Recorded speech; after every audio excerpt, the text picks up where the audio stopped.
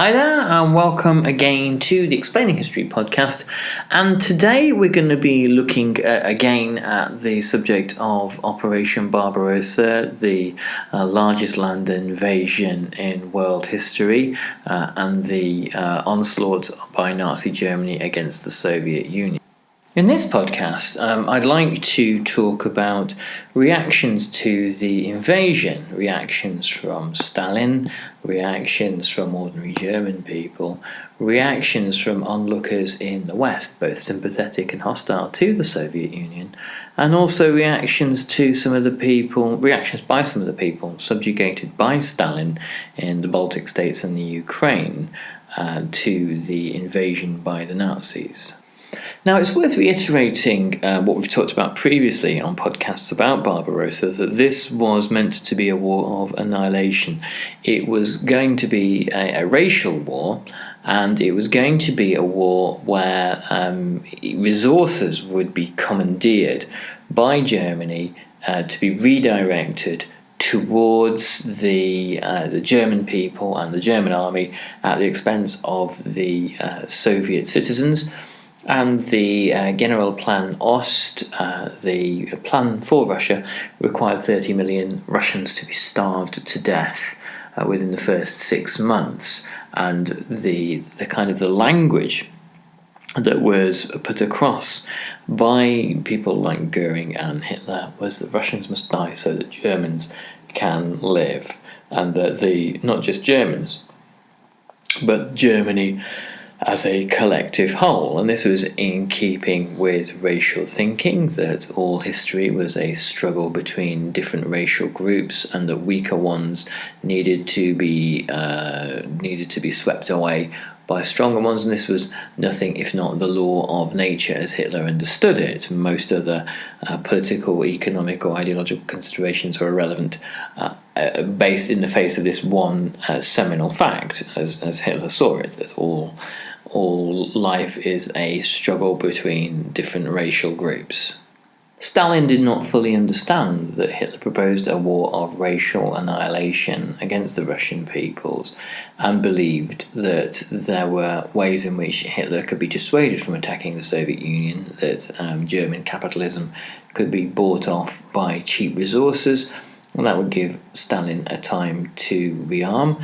The fact that Hitler viewed the Soviet Union in such racial terms made these calculations pretty redundant, but Stalin, again, didn't really understand that. Also, the Soviet peoples, the peoples of Soviet republics in the Baltic states and in Ukraine, who cheered the Nazis, feeling that they had come to liberate them from the oppression of Stalin, didn't understand also that they were, particularly in Ukraine, less so in the Baltic, but particularly in Ukraine, at the bottom of a racial taxonomy, as they had Slavic blood, and that occupation by the Nazis was going to be in no way more palatable than the influence of Stalinism as they'd experienced it during the 1930s. That said, however, there were significant numbers of Ukrainian men that volunteered for the SS, and there were Ukrainian guards at most of the major death camps in Poland by the end of the war. Barbarossa in Europe, in German-occupied Europe, was one of the worst kept secrets of the war. It became the stuff of idle conversation. The movement of hundreds of thousands, if not millions, of troops to the Russian border had a vast gossip ripple effect. There were conversations in cafes and bars from Berlin to Paris, from the far north of Europe down to the Mediterranean, that basically something very big was going to happen in Russia. That the fact that the Soviet state was so all-pervasive in Russian society, the fact that the Soviet state was able to exert such power, actually worked against it in this regard, in that no conversation on the subject was permissible or even possible outside the confines of a private room, and even then the walls in Soviet apartments were notoriously thin. Stalin prevented anything that might provoke Berlin. He was anxious to make sure that there was no popular mood, popular sentiment in Russia against Germany, or fear or suspicion of Germany that could be articulated, and certainly no troop movements towards the borders that could be misinterpreted and seen as a provocative act by Hitler.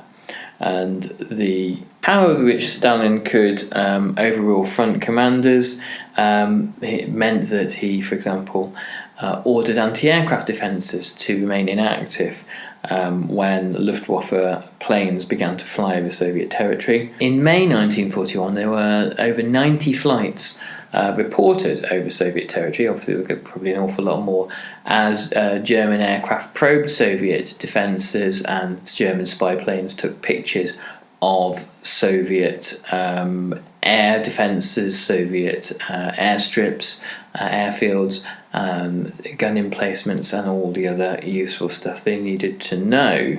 Not only was the fact that immense mineral resources were flowing from the Soviet Union to Germany an indicator in Stalin's mind that Hitler wouldn't do anything, but the fact that Britain was undefeated too meant that there was the possibility of America still joining the war and occupying Britain, or landing large numbers of troops in Britain to create a new front in Western Europe in the future.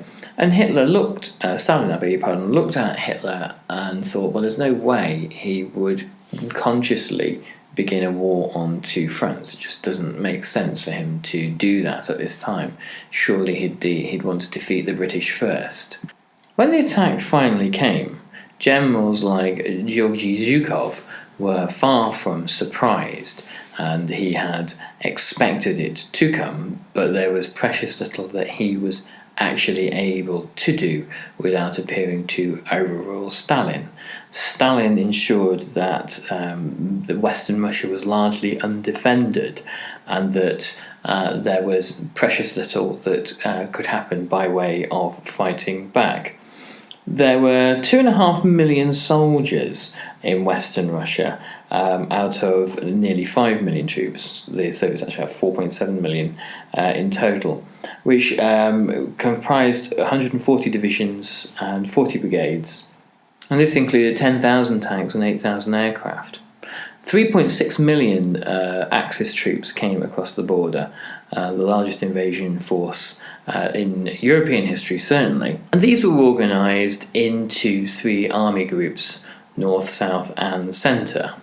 The division of these 3 army groups was largely Hitler's decision. His generals strongly suggested that an all-out drive to seize Moscow would be the way in which you would make the entire Soviet system collapse, and the war would be over very, very quickly. Hitler thought that at the same time, capturing the Ukraine and driving into the Baltic states and up towards Leningrad would be a more workable strategy. Hitler thought that the Soviet system was weak and backward, and he also thought that the Slavic soldier, the Russian soldier, was no match for the Aryan German fighter, and therefore there would be very little resistance. In Roger Morehouse's book Berlin at War, he recounts the reactions of many Germans to the announcement of Barbarossa. There were some Germans who believed that it was long overdue, and that the real fight was with the Soviet Union and always had been, and that the spectre of communism needed to be lifted away from Europe's borders once and for all, and that it was, whatever their thoughts about Hitler, this was something that they had to kind of get on and do and commit all their forces to. However, there were other Germans, probably more of them, who were afraid, who felt shocked, who didn't quite know what their Führer was going to do next. The campaign in the West had been slightly different. The campaign in the West had been, in the eyes of many Germans, the final bid to overturn the Treaty of Versailles, when Hitler has the train carriage in which the armistice was signed dragged out of a museum and taken back to the forest in Compiègne, where the armistice of 1918 was signed. This is not only the final humiliation on the French, but also Hitler symbolising that the Treaty of Versailles had now been destroyed. Many Germans thought, well, the British will call this quits eventually, and they'll come to terms with us and come to their senses and realise that ultimately we were setting right a great wrong from 1919. However, when this doesn't happen, many German people, rationalise the fact that the British are fighting on and say, well, they are kind of a bit of a nuisance now and a bit of an inconvenience, and they'll give up in the end when they run out of money. And that would be these views kind of are prevalent up until about early 1941.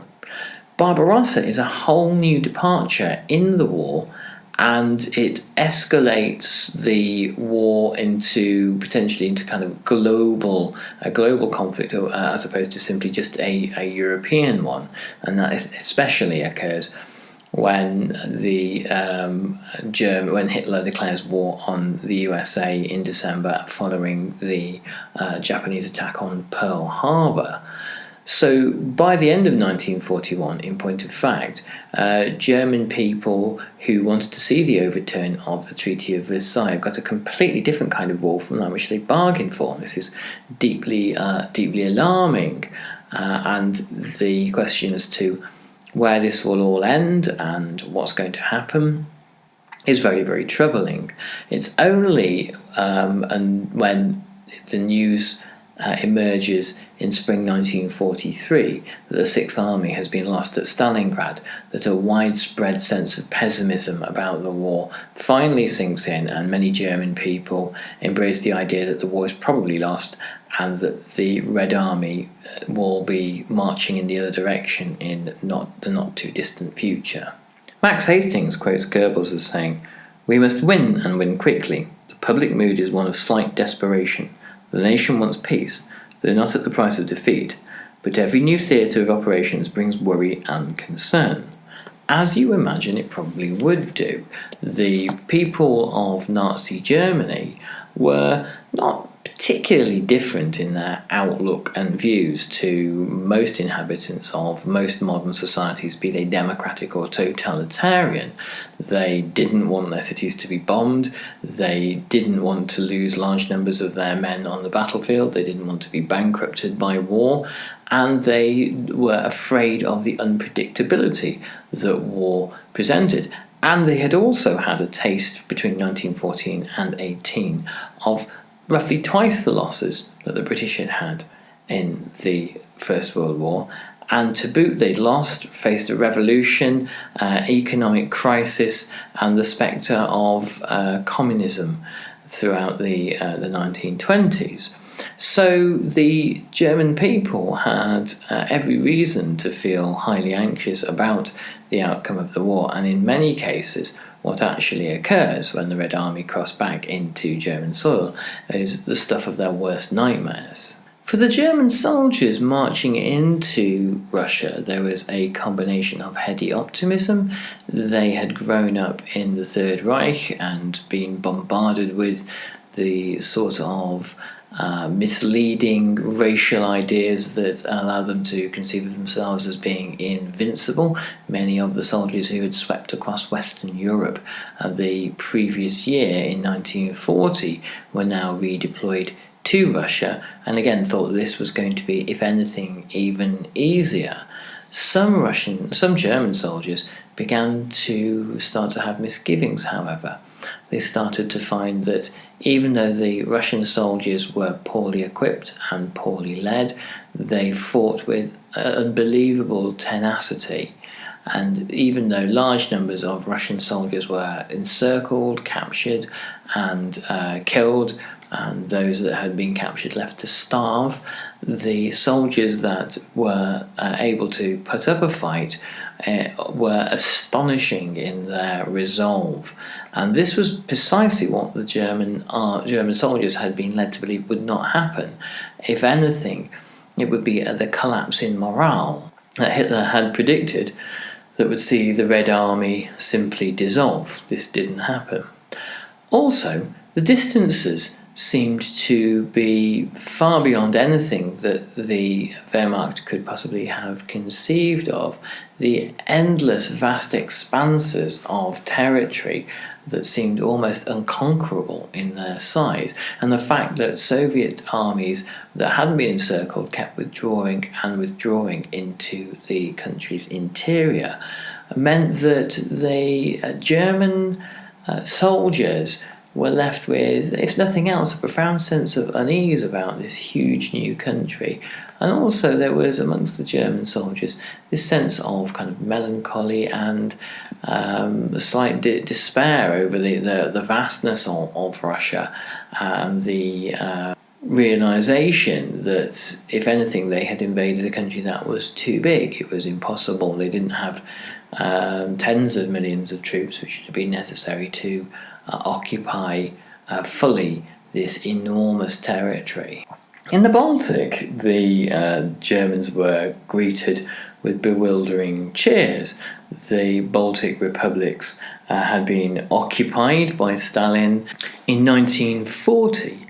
And the first thing that the Soviet troops did, and the NKVD did, is institute the kind of bloody class warfare that they had instituted in Poland, in the eastern half of Poland, that they had seized in 1939 as a result of the Molotov-Ribbentrop Pact. The mass deportations of Estonians, Lithuanians and Latvians, along with the expropriation of the Baltic bourgeoisie and the distribution of land to the poor, and the establishment of poor peasants' committees in order to persecute slightly more well-to-do peasants and landowners.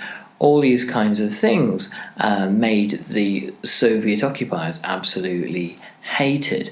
And one of the key ingredients of the Holocaust in the Baltic states was based in the memory of Soviet occupation. When the Germans turned up, the Germans said, the Bolsheviks, they are controlled by the Jews. Bolshevism, you may not know, is a Jewish ideology, and it is the Jews in your midst that have brought this misery upon you. And the Nazis in the Baltic states didn't have to do an awful lot of killing of their own. They simply stood back and allowed voluntaristic internecine murder to happen. Jews were killed by their neighbours in the three Baltic states by way of reprisal for crimes they felt had been inflicted on them by the Jews, whereas the reality is the Jews had absolutely nothing to do with it. As ever, this pernicious myth of Jewish Bolshevism was used in order to further Nazi racial ends in that part of the world.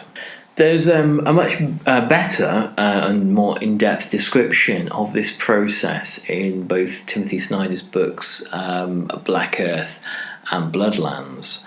So if you're interested in that kind of side of things, then check those out. The Latvians fight a remarkably successful partisan war as the Soviet Red Army retreats.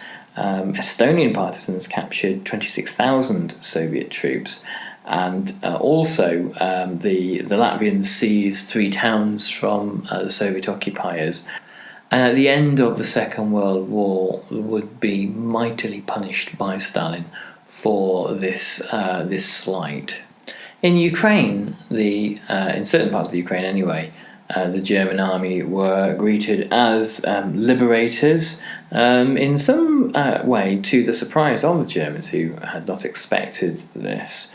The Germans' arrival sees jubilation in Ukraine, And the cheering is particularly loud as a result of the Soviet famines in Ukraine in the early 1930s and the savagely violent dekulakization campaign. Stalin, for his part, in the first few days appears to have had a complete nervous breakdown and retires to his dacha outside Moscow. The Politburo visit him and essentially say that we need a supreme commander and it has to be you. So we are giving you military dictatorial powers for the duration of the war. What do you say? Stalin seems to have pulled himself together at this point.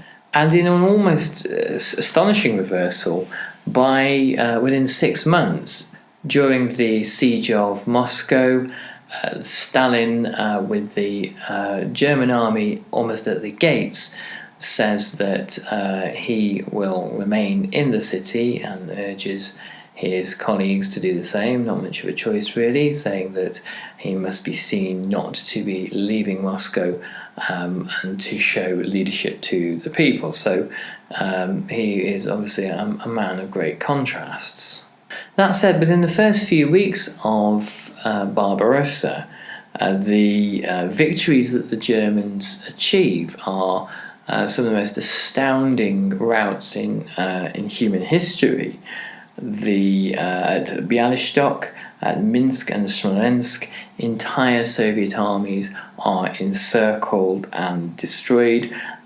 Tens and then hundreds of thousands of troops surrender. The majority of the Russian Air Force is destroyed on the ground, and the German and other Axis armies sweep into Russia along long dusty roads, seemingly unopposed. The Soviets burnt what they could as they retreated, practicing the same kind of scorched earth tactics that had been used against Napoleon's Grand Army in 1812. But also the German army burned, looted, destroyed and murdered as it went. In the not too distant future, we'll look at the treatment of civilians in the Soviet Union by the German army and the policies handed down by Hitler on the subject of partisans, but not quite now. The scale of the killing caused the Soviet medical system to virtually collapse. For example, at Tarnopol, within 5 days, 5,000 casualties were visited upon one hospital that was built to cater for 200, and there were no tents or beds outside the hospital, simply blankets on the ground, if that. Overseas, the admirers of the Soviet Union, that I've mentioned many times before, the literary and intelligentsia movement known as the Fellow Travellers, who were non-communists but on the left and sympathetic to Stalin, saw the invasion of the Soviet Union as some kind of, in some way, relief, a kind of an end to the tortures of the Molotov-Ribbentrop Pact, and now were able to galvanise themselves in defence of the Soviet Union. The isolationist and Nazi sympathiser Charles Lindbergh said, "I would 100 times rather see my country ally herself with Britain, or even with Germany with all her faults, than the cruelty, the godlessness and the barbarism that exists in Soviet Russia." Some Western onlookers thought that the invasion of the Soviet Union might be quite timely. This might be the opportunity for Stalin and Hitler to destroy themselves. The sympathies of many British, American and other Europeans for the Finns, who had been attacked by the Soviet Union in the winter of 1939-40, meant that there was a sense from some onlookers that perhaps this is the Soviet Union getting a taste of its own medicine. Of course, Churchill didn't see it like this. This was at least one of the fabled opportunities Churchill was waiting for, that this now would take the pressure off Britain, that the majority of German troops would be pointing eastwards, and that he would make common cause with Stalin, who says as much in the House of Commons that if Hitler had invaded hell, he would try to speak highly of the devil, and that hatchets must be buried with Stalin, and a united front with him must be established. The speed of the campaign led to rejoicing in Berlin, and particularly as far as the German High Command went, and the misleading belief that the war was all but won established itself in the minds of several key members of the General Staff, but of course, obviously, in the mind of Hitler himself, who believed that Moscow would fall by August 1941. As those who had misgivings are quickly won over by a analysis of Soviet incompetence, a sense that the German army is unstoppable sinks in. But by December of that year, these fantasies would be shattered. Anyway, I hope you found that useful, and we'll carry on with Barbarossa again in the not too distant future. And do check us out on the Explaining History Facebook page. Say hi, tell us what you think, and it'd be great to hear from you. Take care, bye bye.